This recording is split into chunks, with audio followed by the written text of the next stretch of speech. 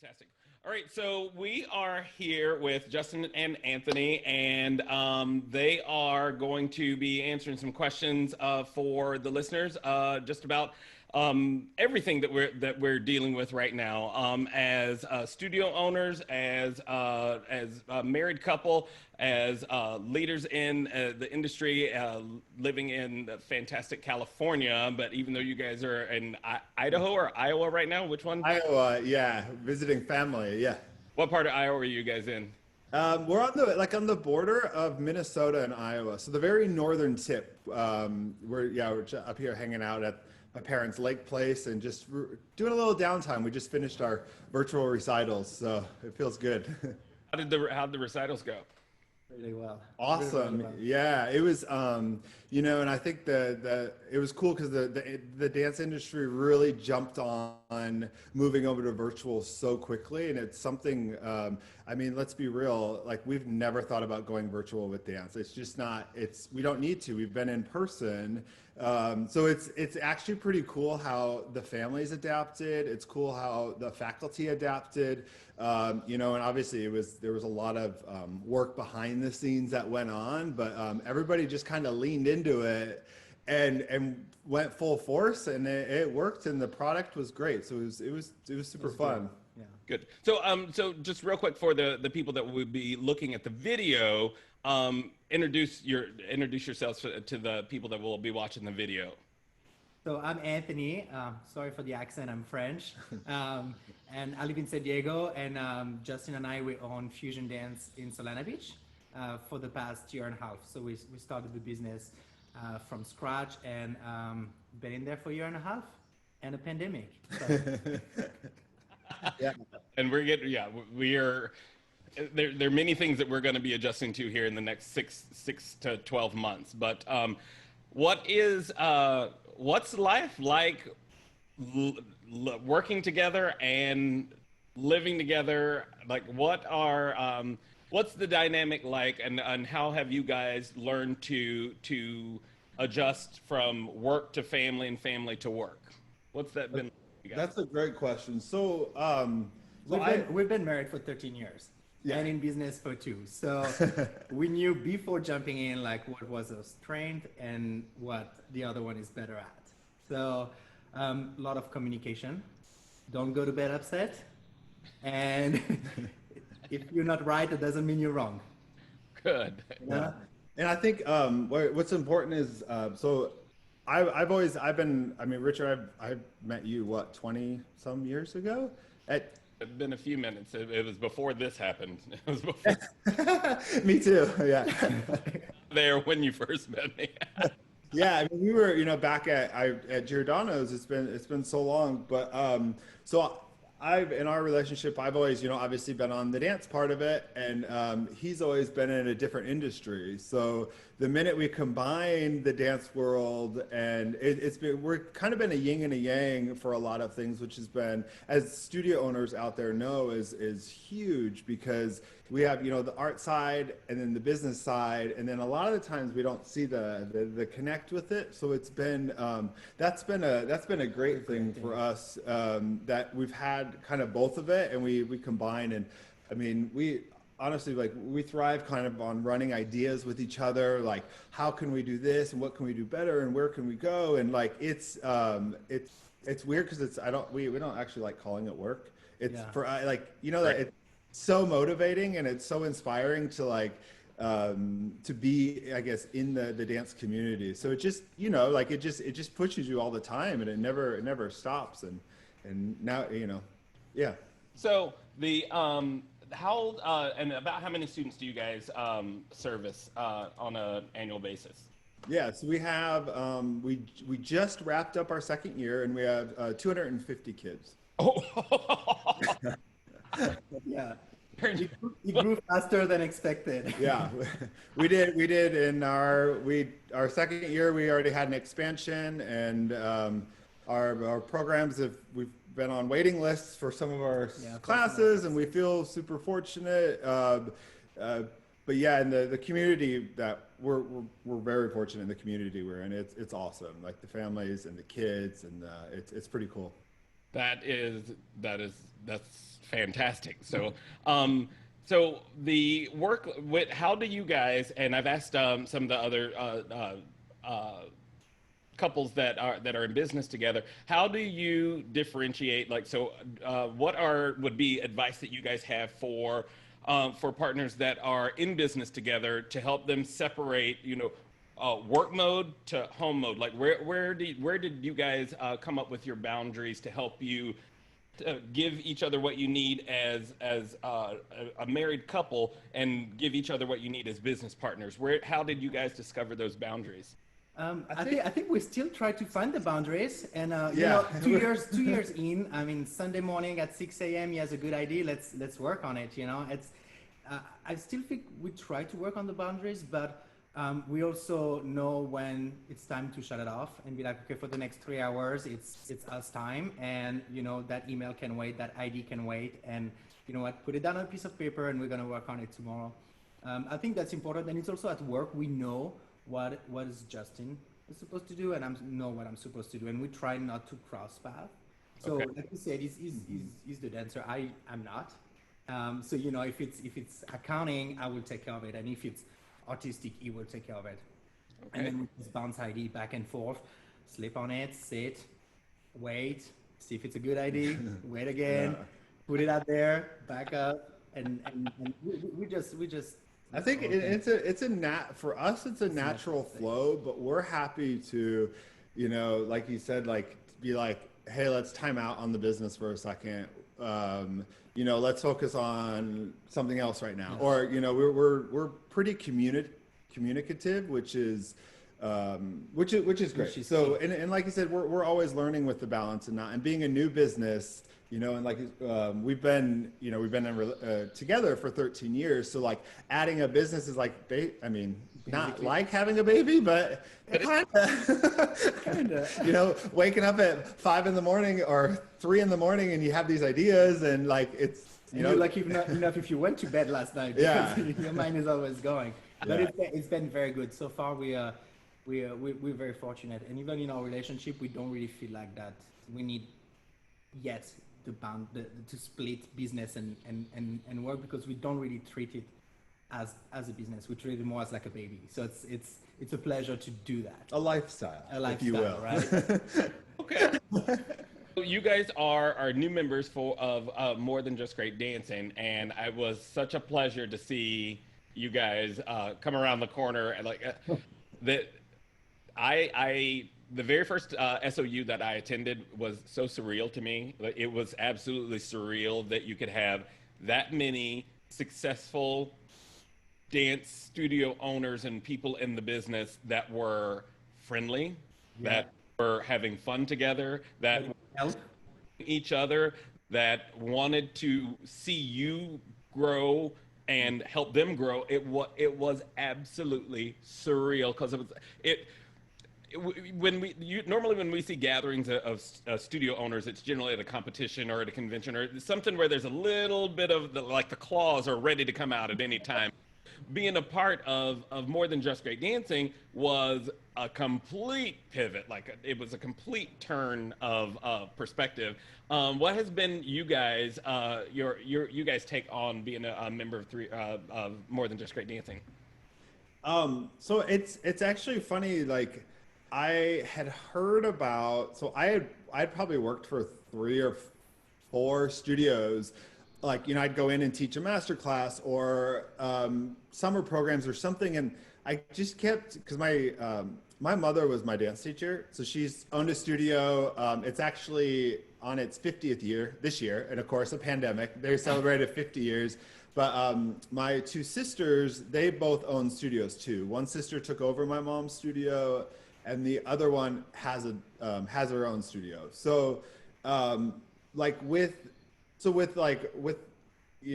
having groups that really help each other, that's been something that's for us. It's been I don't know. That's been Very something we've helpful. always Yeah. worked on, or I knew within the dance community. But like, I would go out and start teaching, and then the owners, some of the owners, you probably know them. They'd be like, "Oh, your sisters have a studio. Oh, we know, like we know you more now. Maybe more than just great dancing." And I'd kind of hear it from different places. And then the minute we opened the studio, it was like all these circles clicked, and I was like, "We've really got to find out what this group is about." I feel like all these awesome people I've worked for are telling me about this thing. It's like you go online and you kind of see the website and you're like, what is this? And then we kind of like we jumped in a little bit, and we're somebody, if we're going to do something, we're like full out. Like we're right, like with facials, like we're going for it. So like the first day we were members, I think we spent like maybe 10 hours on the website and on the Facebook and be like, oh, we need to do that. Oh, let's do this. Oh my God, this is a great idea. This is great. This is fantastic. I'm like, okay, hang on. One idea per week, no more. So, but it's been very good, very, very good. And where we wish we started before starting the business, I feel like we would have like elevate the standards from day one instead of like building something and then like having to switch. But I mean, perfect timing to join a group of like-minded people, and it's nothing but positive things. Yeah, and that's so key, the positivity in our dance community. And I think especially during the pandemic, it's been super cool. Like the group in our San Diego area, we all just kind of message each other, and we're all built around San Diego. But it's great to have these little even like sub communities out of the big, when you go meet at SOU or whatever it is, but it kind of forms all these cool bonds, and it just, I guess, creates more positivity within the community, within the city. And I'm assuming this is happening kind of all around the U.S. So. Misty is phenomenal. I've known Misty 18 years now. Like we met in 2002, and I've seen every child grow up. There was a while that every time I saw Misty, she was still pregnant. And I was like, weren't you pregnant the last time I saw her? I've seen all of the kids grow up. I've seen Isabella grow into this beautiful dancer, and the boys are growing into these responsible, upstanding, good citizens, and rightly so, because her and Mitch have done a great job as parents. But those sub tribes that come from within the big tribe are what I wish more studio owners had a taste of. I think that sometimes we get so caught up on that hamster wheel of what we do in our studio and what our system is that we forget that we're a part of a bigger picture. And I love the way that Misty just opens the door for everybody to come together, support each other, and then, out of just the nature of everyone's wanting the best from each other, that you could pick up the phone and call Nisha, and you're like, so I'm having this is a first for me. Or you pick up the phone, you call Darcy, and you're like, hey, can I talk to you about this? And they will, because there's no ego, there's no competitiveness within each other. There's just love and support, because there's enough to go around for everybody. So there's enough to go around for everybody, right? And we can open a studio across the street from somebody else, and the kids would rather come to us and rather go to them. And I feel like once you understand that, you put another perspective on your competitors. Right. We all offer a different product, and I mean, it's more than just great. I think did a great job at putting everybody together without, creating any. So I want to speak more on this positivity, because Justin, I don't know if both of you did it, but I see you as an administrator for the New Dance Teacher Network. What sparked you to create a new group of dance teachers, a gathering place for dance teachers? I just the fact, like, I mean, growing up, we never had a support system. Growing up, online, it was non-existent. So nothing like this really cultivated. So I guess we were kind of talking within a group with actually my sisters and Anthony, and we were just kind of tossed around the idea, and I was like, hey, let's throw it together. Let's do it, and and I think it should be something, by the community, for the community, like, kind of just let's make a little platform as a group so we could, people can feel included and throwing out ideas and just that was kind of like the drive behind it. And luckily, it kind of jumped a little bit with when people started adding and stuff like that. And that's exactly kind of the message behind it, is to keep it's, I hate the word like admin, because I don't feel like I want to be like administrating over people. Like, I think we're all adults. We'll just put and it like, together. yeah, let's form this group. Here's a big platform for everybody around the world. I've been noticing a lot of people from around the world that are adding, which is awesome. And just keep this positive. And like, I think one of the questions when they join the group is saying, is this is a positive, like, safe space, and does this sound like you? And they're kind of committing to that, and then leaving it up to the group to, like, let's just keep it that way. And I think within the dance community, kind of through my Facebook, that I know everybody's on that page. So, once you get a group in that's like that, and it kind of cultivates from there. So yeah, that's kind of how it evolved. Great. Now, and how long has the group existed? Is it newer? I discovered it after a few weeks ago. Once I decided that I did not want to be a part of other forums that were not that did not have the same values that you are talking about. So Sure. I decided that I was not going to be a part of that. I was seeking out a group of other. I'm trying to tap dance around it as much as I can. That was Dude, running for laps in a circle. Richard, and that's kind of when it cultivated. That's when it formed. That was exactly it. What, 2 to 3 weeks ago. That's when it was. That's when it sparked. That's when it formed.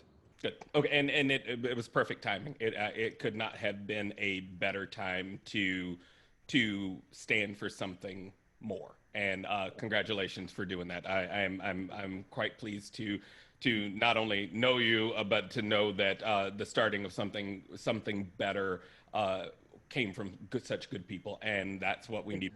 And I think that's part of where we are right now, just in society, is that we are better. Like, we are better than what we have either become used to or what we see around us all the time. We are better. We are just better people, and it's very refreshing to see other people on that same train of thought, because it's you guys wear so many hats, like business owners, husbands, you are sons, you are brothers, you are friends, you are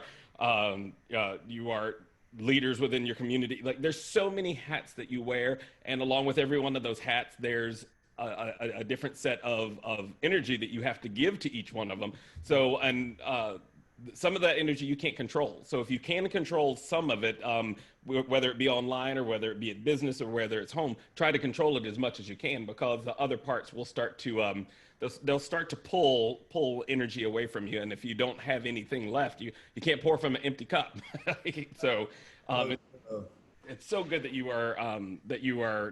took the chance to be a part of More Than Just Great Dancing, and that you're starting a positive group.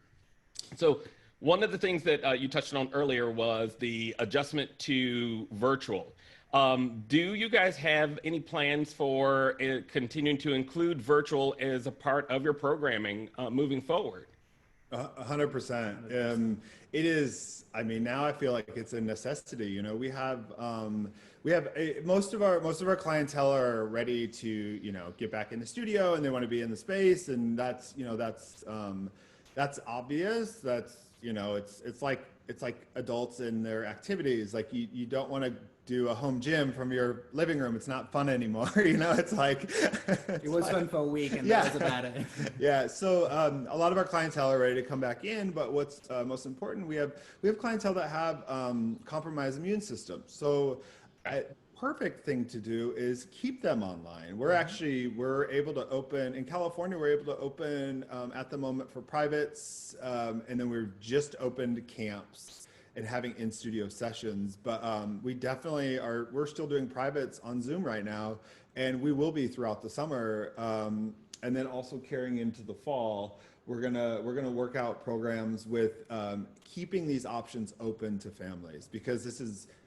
Unfortunately, I feel like that was something that was off of our radar until this happened, you know, and it really opens your eyes and you're like, wow, the needs of these families. And it's not, maybe not necessarily the child, it's the child's brother or you know, the dancer's brother, or it's the dancer's brother's cousin that might come over, or, you know, there's all these variables that we kind of just took for granted. You're like, yeah, you get in the room. It's like going to school, go in the room. Yeah, go home. And, but all the cross-contamination of everything, just it's very eye-opening. And you still try to please everybody. So see, if you're not comfortable to come to the studio, you can stay at home. Or if you just want to come every other week, you can do that. Or if you want to do pre-recorded classes, you can do that. So we don't want the kids and the parents feel pressure they have to go back or they have to stay online. So I think we're going to try to offer like different online version, pre-recorded or at the studio, and see what parents want. Yeah, and mostly just to keep the kids dancing, you know, like the end of the day, like that's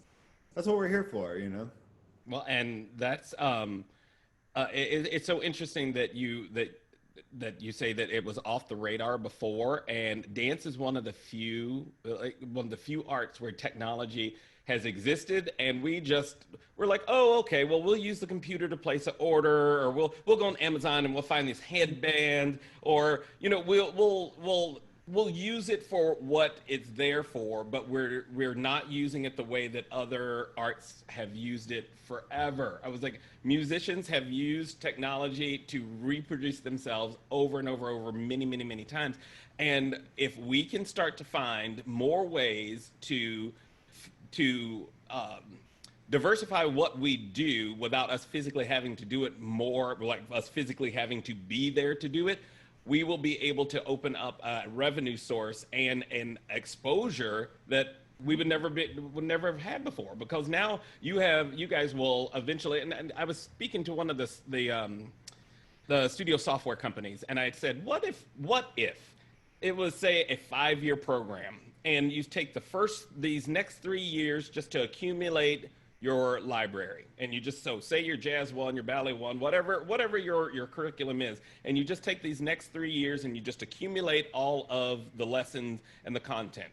And then the next 2 years, you go through that content and you start to group it together so that there's a curriculum, so to speak, for the studio. So Fusion has this product that is virtual and essentially could be sold on Amazon if you wanted it to be, because now you have a full year's worth of Jazz One. So whatever it needs to be. So what if it was, say, you know, this 5-year process, that now at the end of this 5 years, you have a library that you have content that not only goes back as a resource for your teachers, a resource for the kids, it's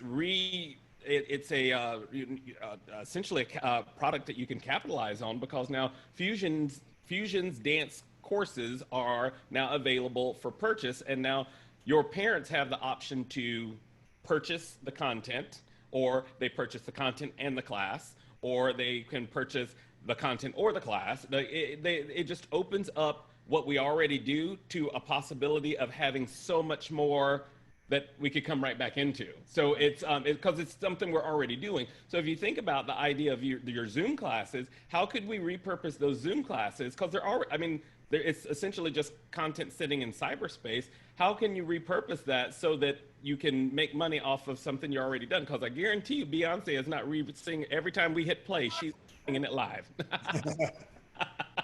So, good analogy. So if we can find a way to make that work for our industry, going to be like that's going to be liberating, and it's going to open a door for us to be able to do so much more of what we do, because right now we're limited to our physicality, us physically being there. But if you teach a great ballet one that covers one, two, three, and it takes, 16 weeks to get through that great ballet one class, why could that not be available to someone else? Because even your ballet one that you offer at Fusion is going to be different than Studio B's ballet one. It's going to be different than Studio C's ballet one, but it all covers the same content different ways. So it's kind of like shoes. We have lots of different shoes, and they all serve a different purpose. So that one set of shoes is not going to be the only set of shoes that you wear throughout the year. So if we can start to look at our art and our product and our service as repeatable, something that we can repeat or we can repurpose and we can reuse, we will really be able to capitalize on a market that exists. It does exist. I mean, so think about like a piano course where you can learn to play the piano on your iPad, or you learn to play the piano using your iPad, and you can learn to play the guitar using your iPad. Why can't we learn to dance using computer? It's like we should absolutely be able to do it. So I think that it's really going to open up our market to more. Yeah. I hope that it's dancers doing it. I don't want someone else that sees a marketing opportunity or opportunity to sell something to do it. I want us to be able to do it, because we missed our mark with Under Armour. Like we really missed it. Like wearing lycra for years or compression garments forever, and then Under Armour shows up, and now look at it. It was like right. The dance industry had that technology. They were using this practice, this technique, this proven methodology of how to protect your body, but it was only focused on dancers versus being open to movers. So if we can look at it that way, I think we really have we can go as the sky's the limit. Limit, 100%. Yeah, that gets me excited when you're saying that, and I'm like, my brain's going already. So. Yeah, just let those ideas come. Put them on a piece of paper. Enjoy your downtime. Well, we have a done right there. You say sky is the limit, and that's the first thing we realized with Zoom is we're having our faculty teach the regular classes, and we're like, hey, why don't we just open it? Like, we lived in France, in Australia. We're like, why don't we open the pop-up classes from all around the world? And we did a tango with a couple from Argentina. Yeah. We did a stretch class with one of our friends in Chicago, and suddenly it's like there's no limit, there's no frontier. You can take a dance class with everyone. Right. And I'm excited for where we're going to be in a year from now, because we were kind of shoved in it, like there was no warning. There was like COVID go, like either business tanks or we find a solution, and we're going to make it work. We will make it work. So we were kind of forced into it. So now that we got our feet wet, let's see how we can make it work for us, because that's like we have a lot to spring from. So so with your Zoom classes and the Zoom teaching, what have you found to be what do you know now about it that you didn't know at the beginning that would help you when you get ready to start back? Like what do you know about that? A lot.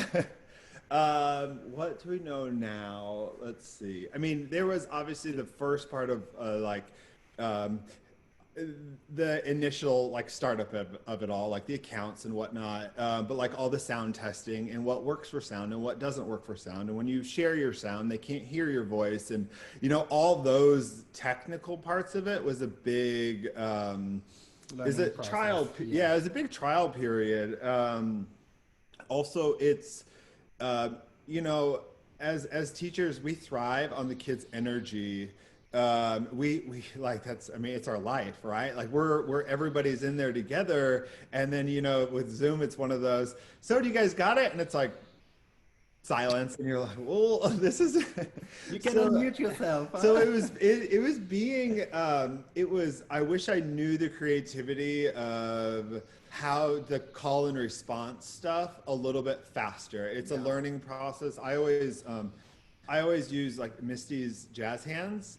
like that was so simple, and she did it in like meetings, and I was like, okay. And then all of a sudden you're seeing kids go like this, and I was like, there's the energy I needed. That simple, rather than can you hear me, thumbs up. It was, they went like this. Like, I mean, this is only goes so far, you know, like for kids. So it was those little tactics that you're starting to learn that are like pulling the kids in. And also I had to learn, like I had to give the kids so much credit for being able to be on Zoom.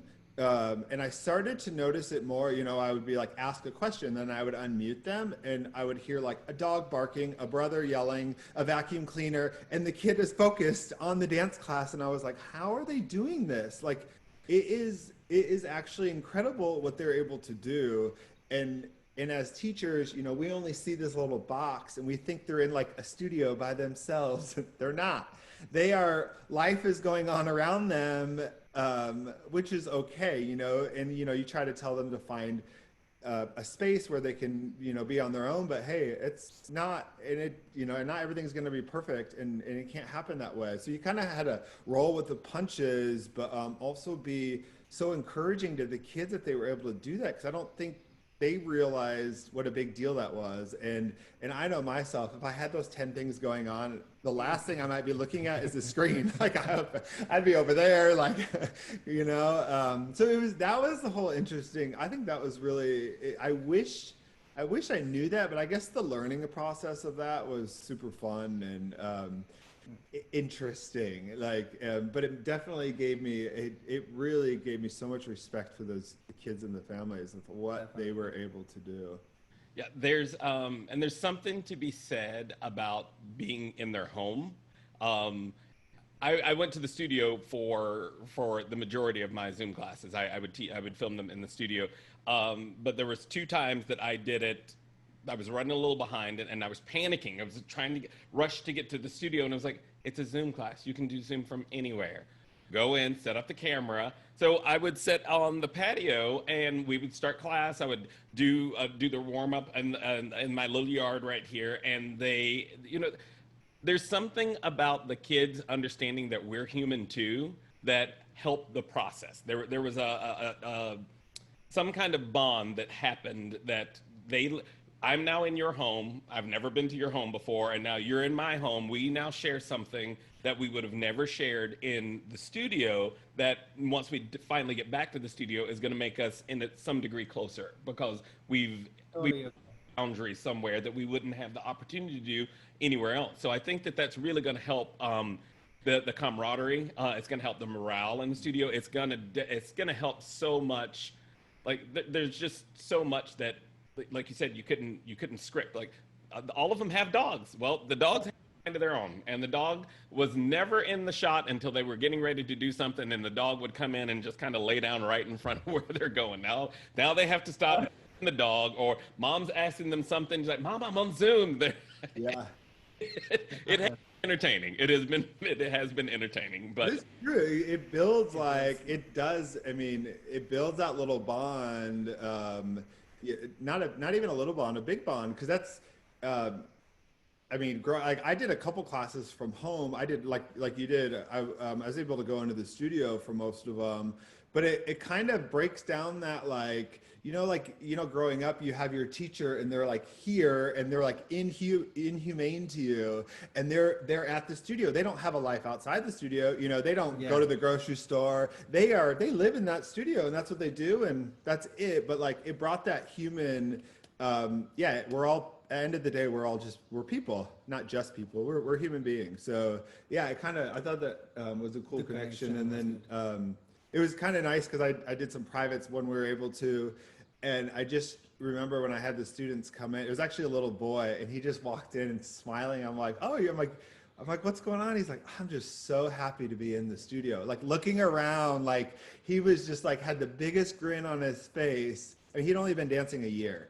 So he was just like, it just feels so good, you know. And then it's going to make the kids really appreciate, as it has with a lot of other things besides just dance. But it's going to make them really appreciate their time in the studio with their friends, with their teachers. So like you said, just building that bond stronger and better. It's great. Um, I'm looking forward to seeing how the like I said, the morale and how the level of connection is different once they're all back together. I want to see that spark that because a lot of times the kids don't understand what that thing is. Like they know that something's missing and it's not quite right, but they can't wait to get back to the way it was. And once they're old enough to understand, they will start to sense that it's that the energy of being around other people and that idea of, oh, I push myself because I saw her do it, and if she can do it, then I can do it. And it's just those little things that you only get in the studio that they will appreciate more. And I'm really looking forward to pulling more of that out of them when they're all allowed to be back together. So, last thing.